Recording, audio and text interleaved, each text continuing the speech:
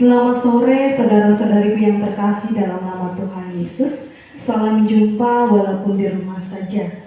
Saudara-saudari yang terkasih, sebelum kita mempersiapkan hati dan pikiran kita untuk beribadah kepada Tuhan, mari saudara-saudariku mengambil saat yang teduh sejenak.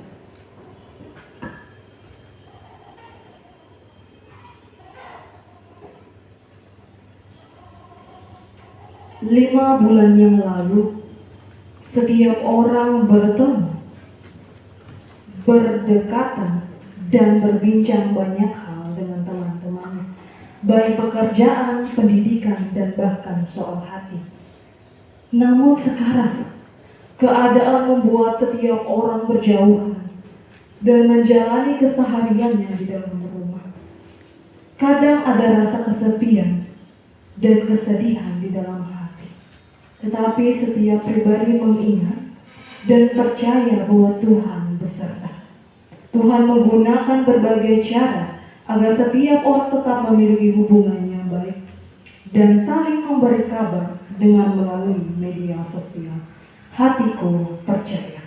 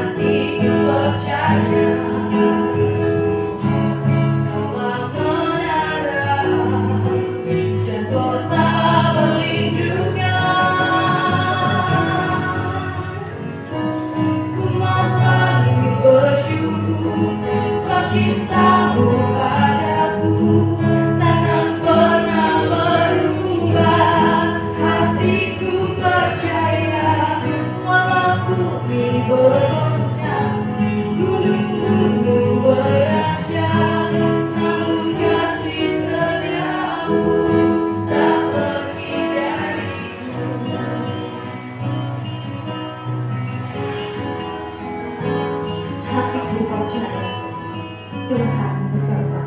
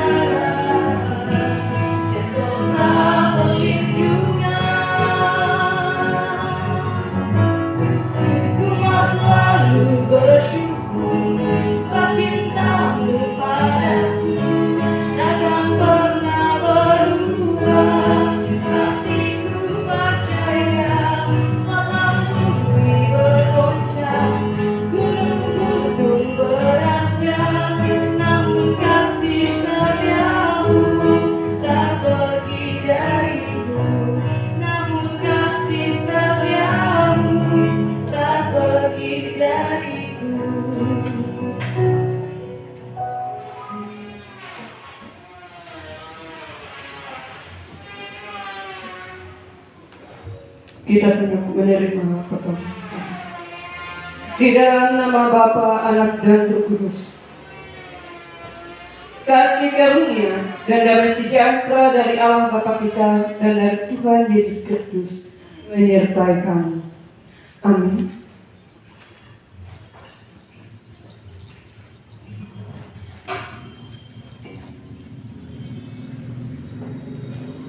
Sekarang kami menjalani aktivitas di dalam rumah dan berkumpul bersama dengan keluarga.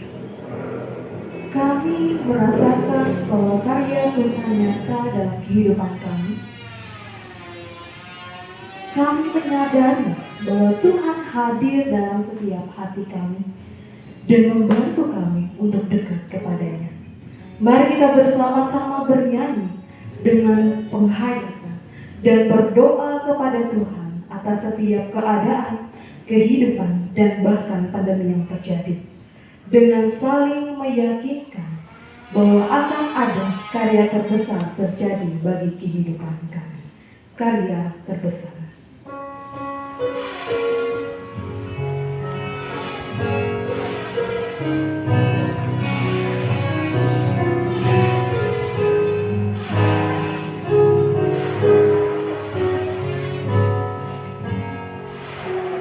Kasih yang terindah, hati yang mulia,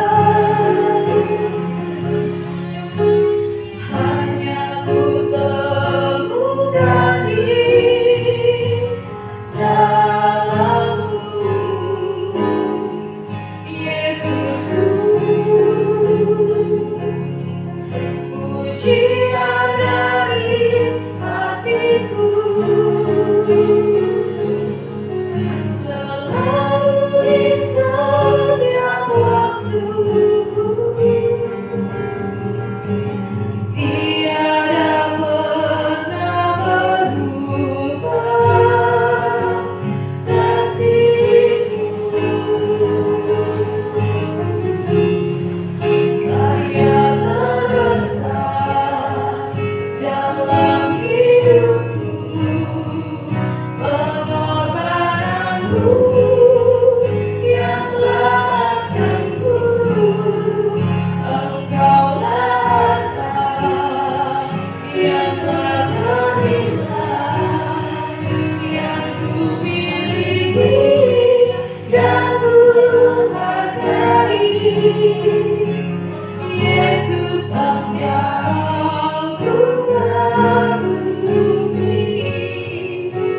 Yesus, Engkau ku kagumi.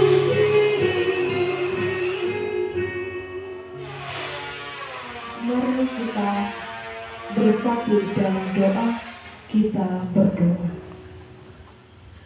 Tuhan Yesus, terima kasih atas kasih-Mu dalam kehidupan kami.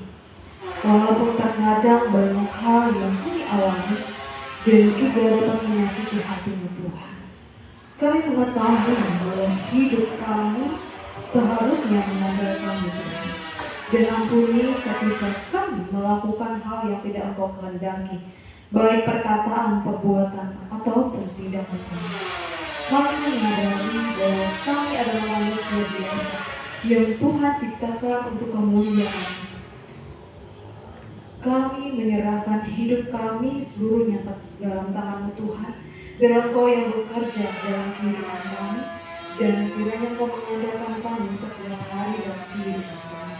Terima kasih semuanya Tuhan atas kasih-Mu yang luar biasa dalam kehidupan kami. Ini kami anak-anak-Mu, hanya dalam nama Yesus Kristus kami berdoa dan mengucap syukur. Amin. Setiap hari keluargaku, baik adik, kakak, dan orang tuaku, selalu berdoa kepada Tuhan agar kehidupan dapat normal seperti biasanya, dan Tuhan memimpin dan menyertai kami setiap hari. Karena kami mengetahui bahwa Tuhan mengenal setiap pribadi kami, sebab Tuhan sumber kekuatan dan perisai di hidupku, seperti rusa rindu sungaimu.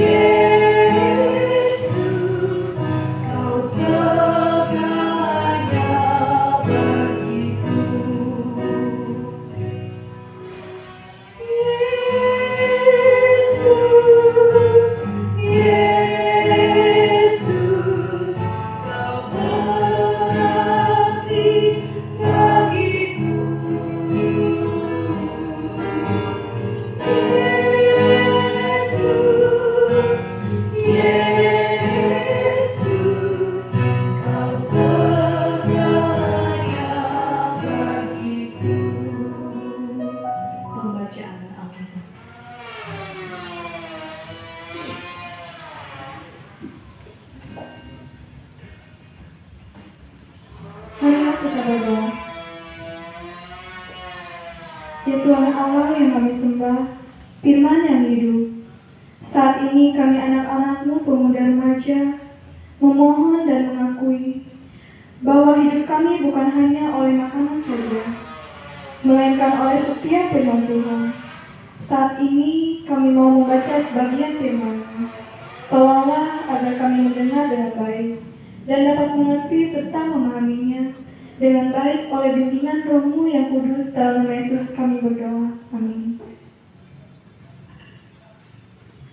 Pembacaan Alkitab untuk kita pada sore hari ini terambil dari Perjanjian Baru Lukas pasal 11 ayat yang ke-53 dan pasal yang ke-12 sampai yang ke-3. Perikop yang pertama, Yesus mengecam orang-orang Farisi dan ahli-ahli Taurat.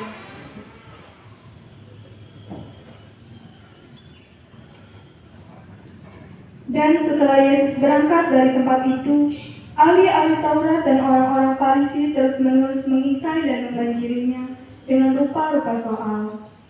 Untuk itu mereka berusaha memancingnya, supaya mereka dapat menangkapnya berdasarkan sesuatu yang diucapkannya. Perikop yang kedua, pengajaran khusus bagi murid-murid. Sementara itu beribu-ribu orang banyak telah berkerumun, sehingga mereka berdesak-desakan. Lalu Yesus mulai mengajar pertama-tama kepada murid-muridnya. Katanya, waspadalah terhadap ragi, yaitu kemunafikan orang Farisi. Tidak ada sesuatu pun yang tertutup yang tidak akan dibuka, dan tidak ada sesuatu pun yang tersembunyi yang tidak akan diketahui. Karena itu, apa yang kamu katakan dalam gelap akan kedengaran dalam terang, dan apa yang kamu bisikan ke telinga ke dalam kamar akan diberitakan dari atas atap rumah. Firman-Mu itu pelita bagi kakiku dan terang bagi jalanku.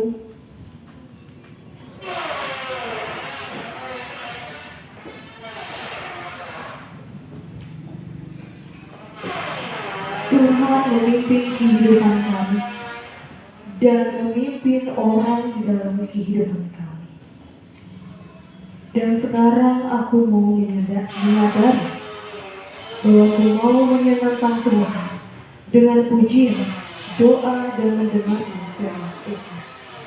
Aku tidak hanya menerimanya sendiri, tetapi juga mengajak teman dan saudara untuk bersama-sama bernyanyi, berdoa, dan mendengarkan firman Tuhan. Sebab ku tahu menyenangkan Tuhan menjadi bagian dari kerinduanku, menyenangkan.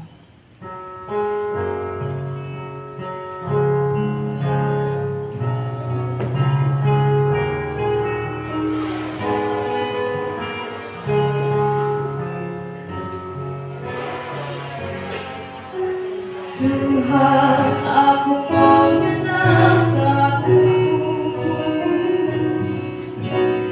Tuhan, bentuklah hati ini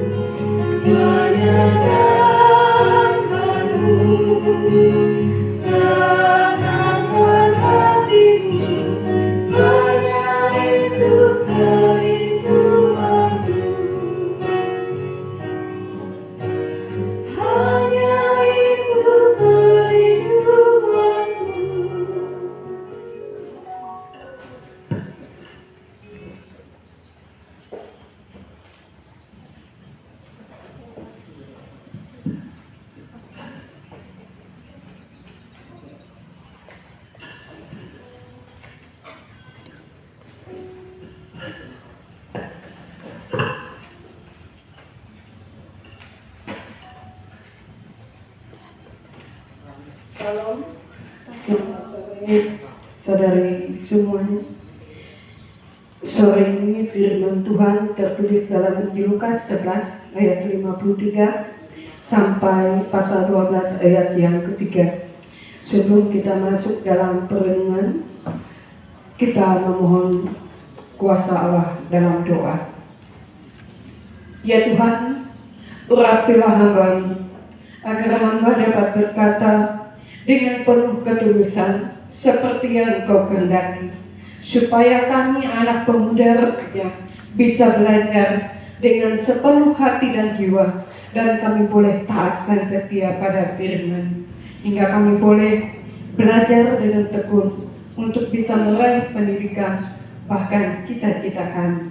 Di dalam Tuhan Yesus kami memohon, pimpinlah kami seturut dengan kehendak-Mu. Amin. Ya.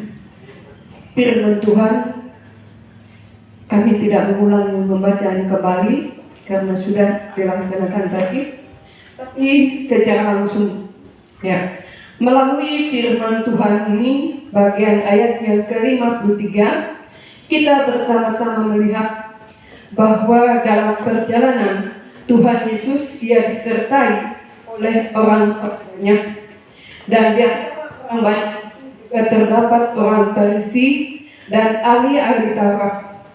Hanya mereka memiliki tujuan yang berbeda.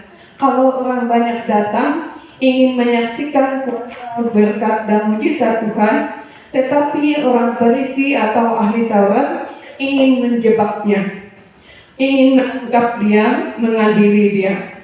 Tetapi karena Tuhan Yesus berkuasa, Ia tidak mengalami jebakan tersebut.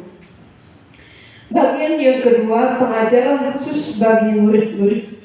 Pertama kita melihat bagian pengajaran. Tuhan Yesus mengetahui lewat sabda Tuhan ini bahwa murid-muridnya walaupun bersama-sama dengan dia, tapi membutuhkan didikan dan pengajaran.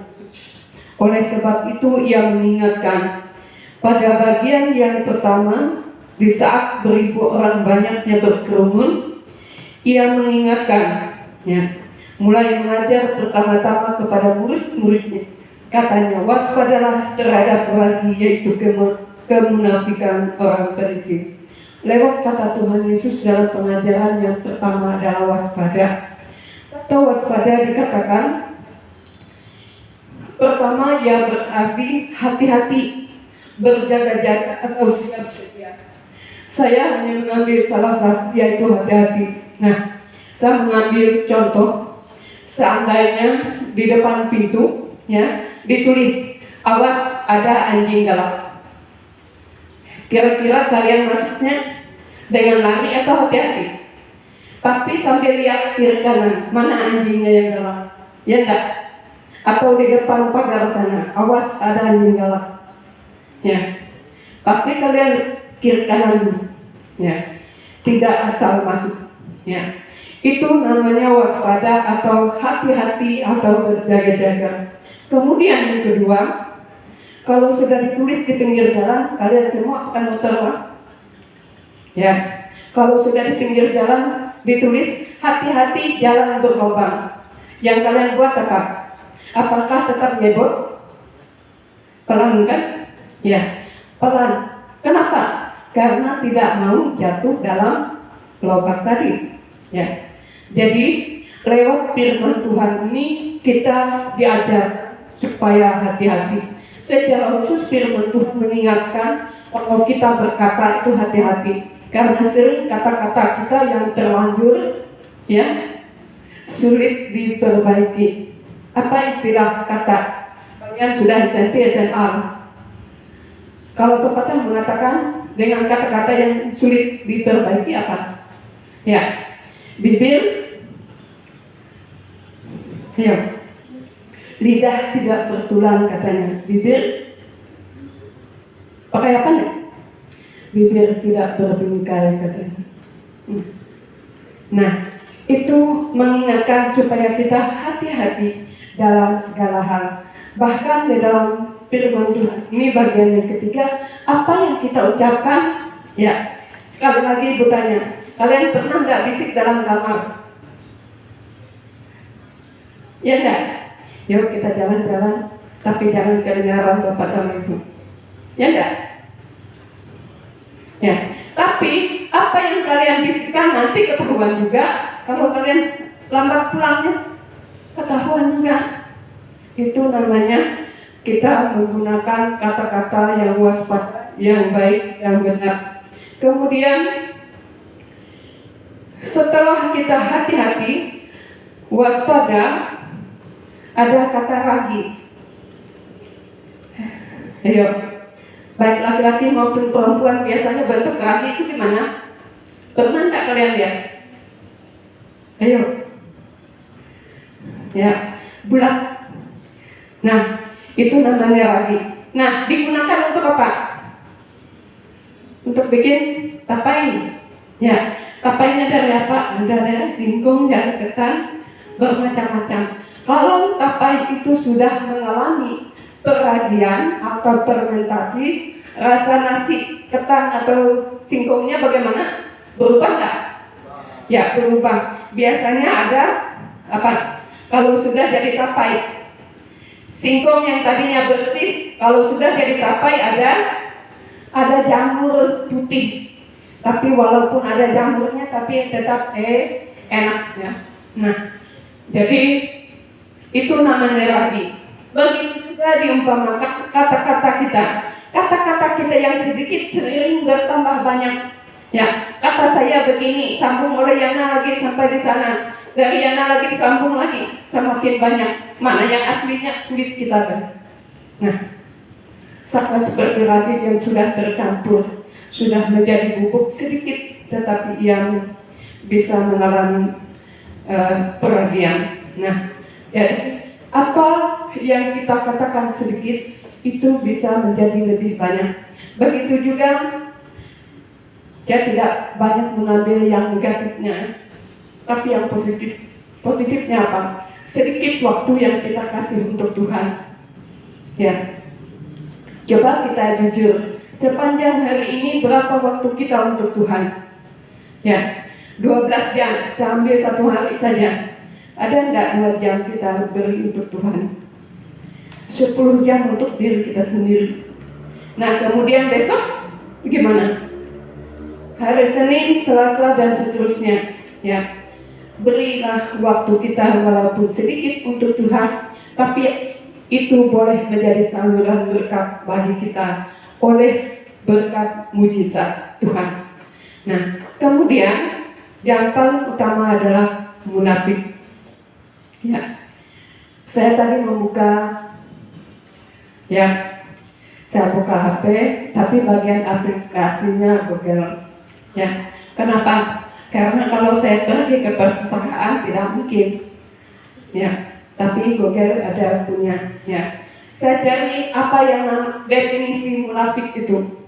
Nah, sebelum kita masuk dalam kamus bahasa Indonesia, menurut kalian munafik itu apa? Ya, pikiran kalian biasa. Ayo, apa yang namanya munafik?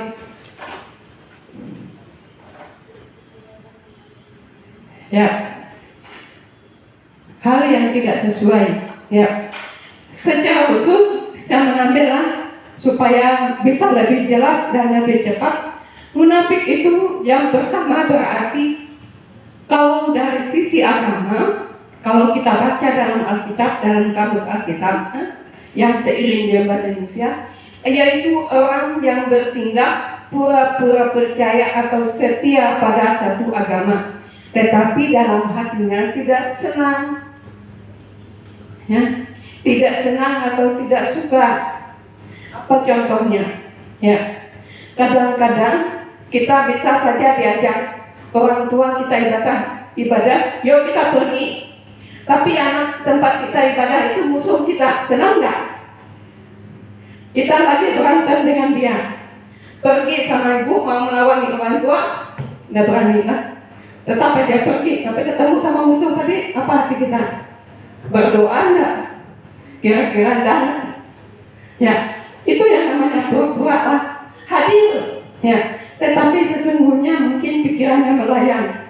Ya, saya pernah dulu ada orang muda mengakui jujur, tiada mak bagimu katanya. Ya. Kenapa? Karena mereka berdua ketemu. Mau aja datang ke tempatku. Iya, katanya saya ikut ibu. Diajak nama ibu. Tapi hati saya tidak ada maaf buat kamu. Akhirnya benar-benar. Ya. Nah, jadi itu pertama, ia bersikap seolah setia tetapi ia tidak suka. Kemudian dalam kata, ia selalu berkata sesuatu itu begitu semangat. Tapi ketika ia menghadapi masalah, apa? Loyo, dia tidak berani.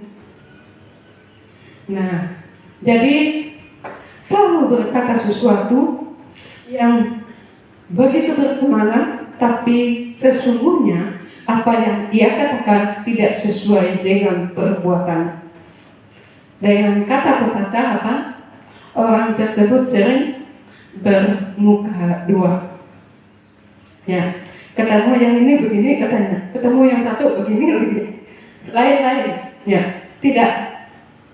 Nah, jadi pada bagian akhir melalui firman ini kita tarik kesimpulannya sedikit supaya jangan terlalu lama-lama.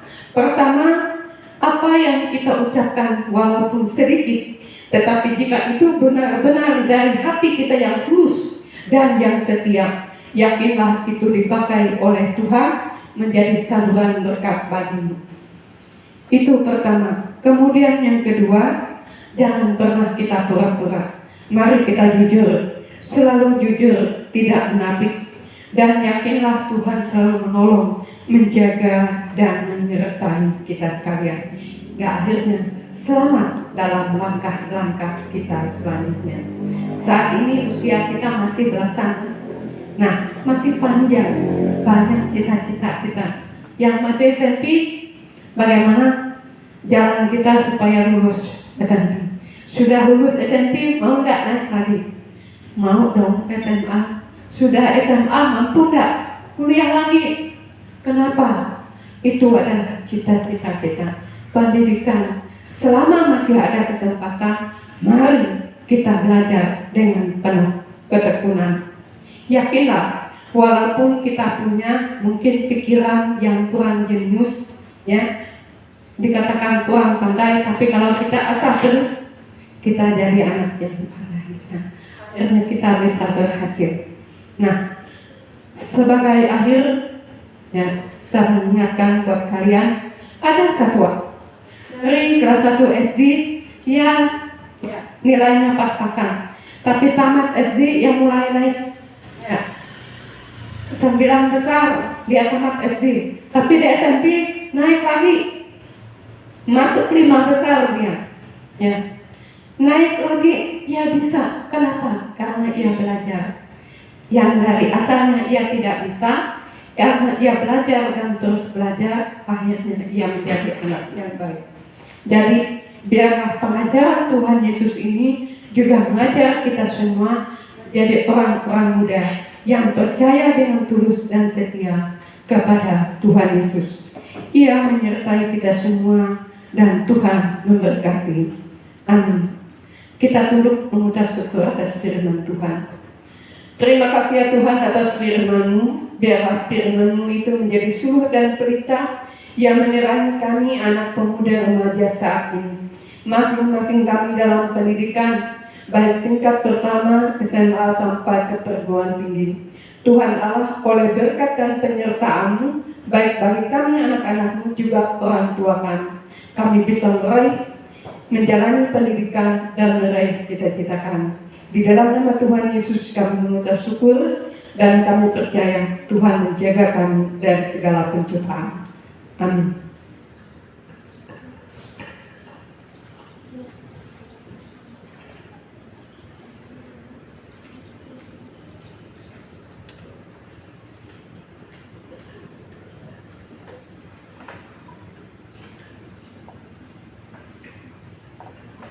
David dan Kevin setelah mendengarkan firman Tuhan tadi, mereka memiliki pendapat yang luar biasa tentang firman itu. David berpendapat bahwa firman Tuhan tadi mengajarkan kita untuk hidup bersamanya, dan firman Tuhan menjadi kekuatan untuk kita.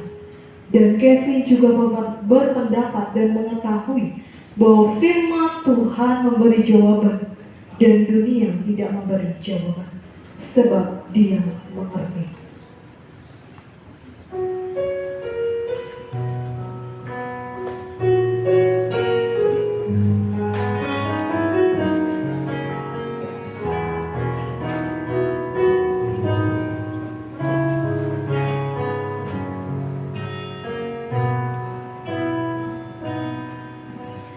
Terkadang kita merasa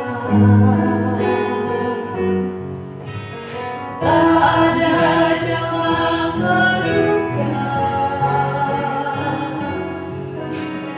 tak ada lagi waktu, terlambat sudah.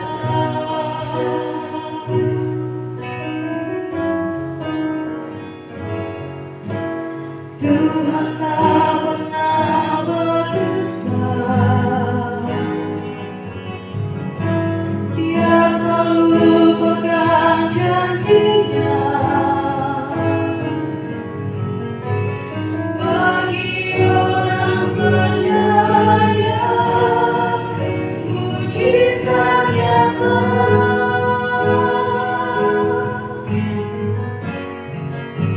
Dia mengerti, Dia peduli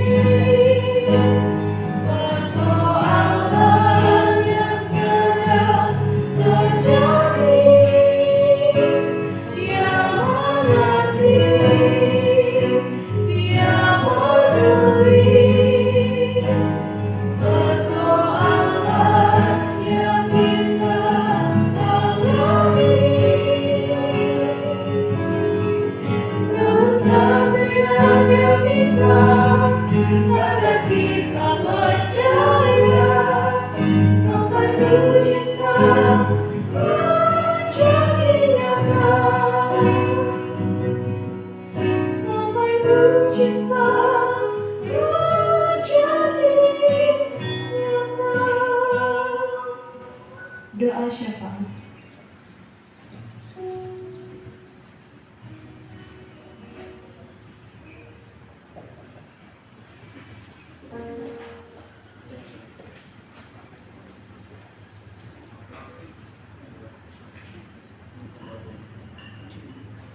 Marilah kita berdoa. Ya Tuhan, kami naikkan doa syafaat kami padamu yang mempunyai kuasa dalam kehidupan kami. Tuhan Yesus, sertai kami agar dapat menghadapi wabah pandemi COVID-19 ini dengan tabah dan sabar bagi yang sudah mengalami dan sedang menjalani karantina, perawatan, pengobatan, dan pemulihan, sehingga kami boleh merasakan sukacita dan penghiburan. Kami juga berdoa untuk pemerintah yang bekerja keras untuk mengatasi pandemi ini. Berkati juga semua keluarga Kristen agar tetap berserah kepada Tuhan dan percaya bahwa Allah sanggup melindungi mereka dan kuasa berkat mujizat-Nya, sehingga mereka selalu berdoa menyerahkan hidup kepada Tuhan. Kami juga berdoa untuk pemuda remaja yang saat ini dalam pendidikan dan mengejar cita-citanya, agar Tuhan selalu memberikan roh kesabaran, kepintaran, kepandaian, dan ketekunan, sehingga mereka bisa menjalani pendidikan dengan baik dan dapat meraih cita-citanya. Jauhkanlah ya Tuhan kami dari pencobaan dan godaan, secara khusus pergaulan bebas yang dapat merusak masa depan kami. Ya Tuhan, dengarlah doa kami yang kami lengkapi dengan doa yang Engkau ajarkan. Marilah kita mengucapkan doa Bapa kami bersama-sama. Bapa kami yang ada di sorga, dikuduskanlah namamu, datanglah kerajaan-Mu, Jadilah kehendak-Mu di bumi seperti di sorga. Berikanlah kami pada hari ini makanan kami yang secukupnya, dan ampunilah kami akan kesalahan kami, seperti kami juga mengampuni orang yang bersalah kepada kami. Dan janganlah membawa kami ke dalam pencobaan, tetapi lepaskanlah kami daripada yang jahat, karena Engkaulah yang mempunyai kerajaan, kuasa dan kemuliaan sampai selama-lamanya. Amin.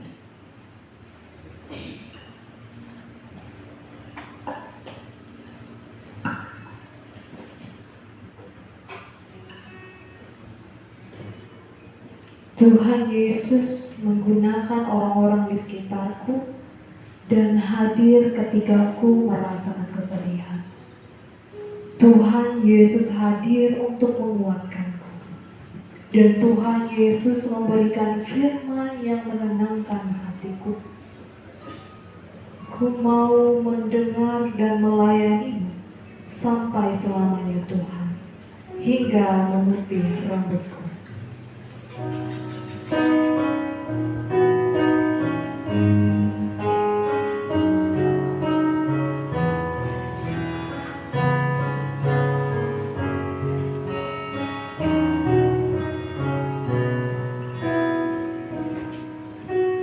Kau selalu hadir saat aku merindukanmu.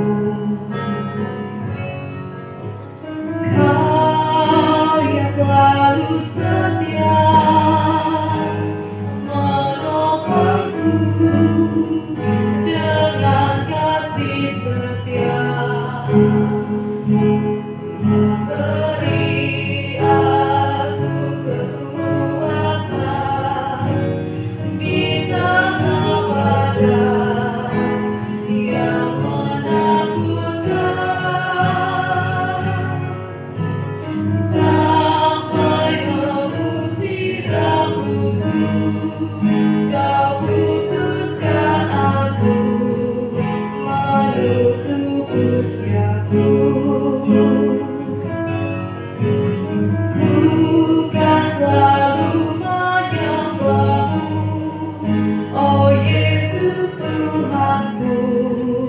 Ku milik-Mu, selamanya bagi-Mu sampai mati. Ku kan selalu bersama Tuhan, karena ku tahu Ku adalah milik-Mu.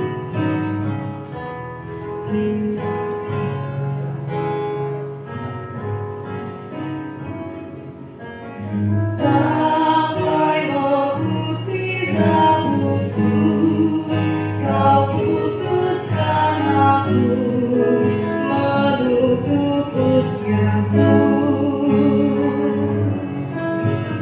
Ku kan selalu menyembah-Mu, oh Yesus Tuhanku.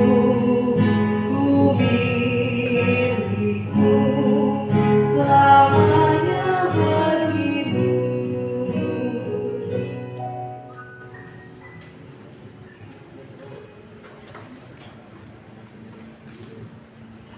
Kita menerima berkat Tuhan. Pulanglah dengan sejahtera dan terima berkat Tuhan.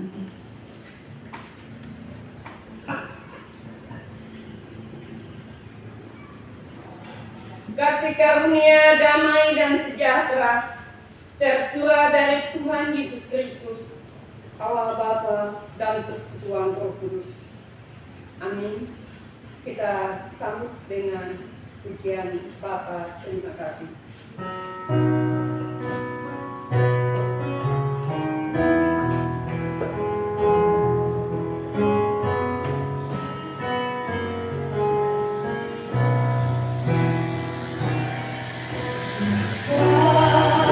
Terima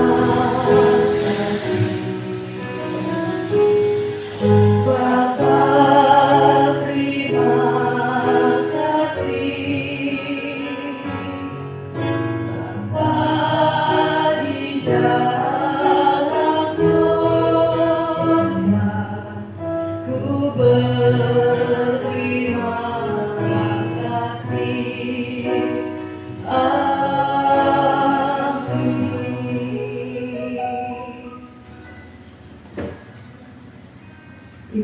kita selesai. Tuhan Yesus memberkati kehidupan kita setiap hari. Dan juga Tuhan Yesus memberkati saudara-saudari yang berada di rumah dan juga beserta dengan keluarga. Dan nanti kami akan sampaikan kembali kapan dan jamnya untuk ibadah kembali SPRP Jemaat GKI Timpah pada hari Sabtu nanti. Tuhan Yesus menyertai saudaraku di rumah, membimbing dan menyertai, dan Tuhan Yesus jaga kita selalu. Dalam nama Tuhan Yesus, kita serahkan kehidupan kita. Sampai jumpa minggu depan.